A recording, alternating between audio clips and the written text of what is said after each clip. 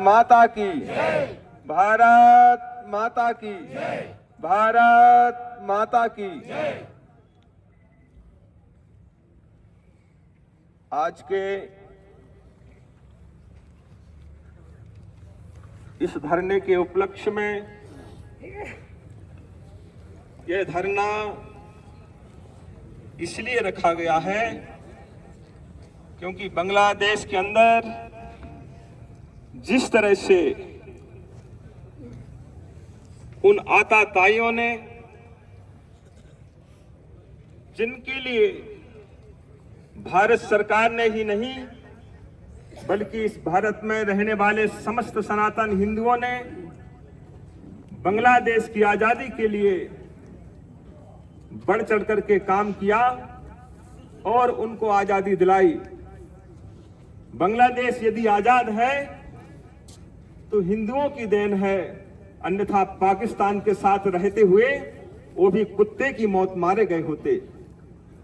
लेकिन जिन्होंने आजादी दिलाई, जिनका नमक खाया, और आज उनके नमक के साथ में नमक हलानी यदि कहीं देखने को मिली तो बांग्लादेश के मुसलमानों में ये कूट कूट करके बसा हुआ है, भरा हुआ है।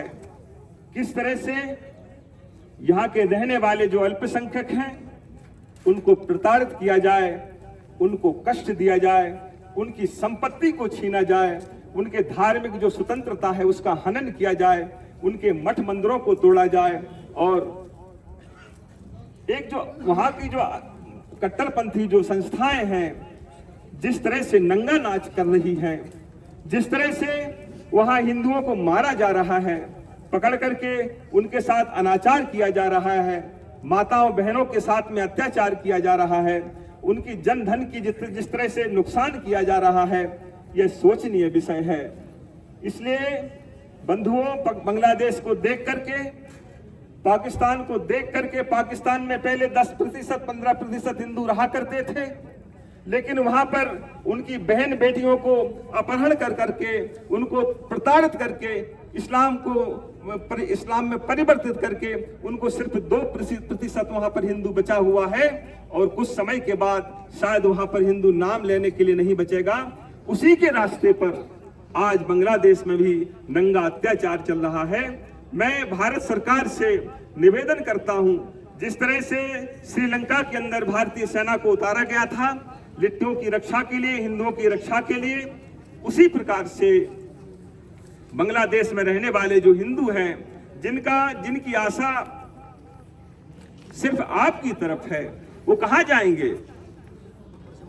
इसलिए उनको संरक्षण दिया जाए, उनकी रक्षा की जाए, और जो भी आवश्यकता पड़े उनके ऊपर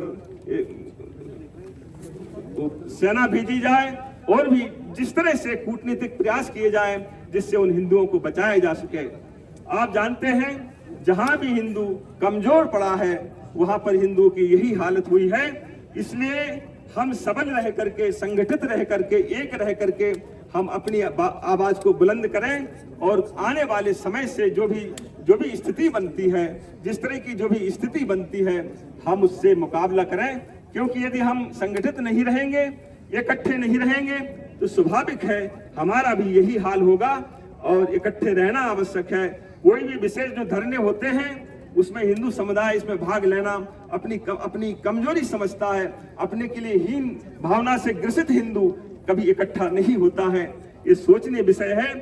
इसलिए बांग्लादेश में जो वहां के रहने वाले हिंदू हैं, संगठित होकर के वो स्वयं मुकाबला तो कर रहे हैं, लेकिन वहां बहुसंख्यक समाज के सामने, और जो बटे हुए हैं, अन्यत्र जो छोटे छोटे गांव में रहते हैं, जिनके पास उतनी संसाधन नहीं है, जो दूसरे लोगों से घिरे हुए हैं, उनकी सुरक्षा संरक्षा नहीं हो सकती है, उनके ऊपर जिस तरह से अत्याचार हो रहे हैं वो सोचनीय विषय है। इसलिए शीघ्र मैं भारत सरकार से निवेदन करता हूं, उनकी सुरक्षा दी जाए, उनको संरक्षण दिया जाए।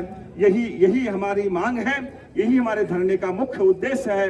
इसलिए हम सब यहाँ के किश्तवाड़वासी जो बंधुजन हैं, स्वजन हैं, जो हिंदू हैं, और जो भी हिंदुओं के प्रति शुभकामनाएं रखते हैं, ऐसे जो बंधुजन हैं, यहाँ भारत सरकार से हम इसीलिए मांग करने के लिए इकट्ठे हुए हैं कि उनको सुरक्षा दी जाए, उनको संरक्षा दी जाए, उनके धर्म की रक्षा की जाए।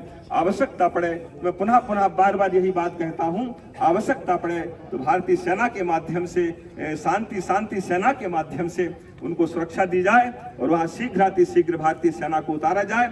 यही हमारी मांग है। धन्यवाद।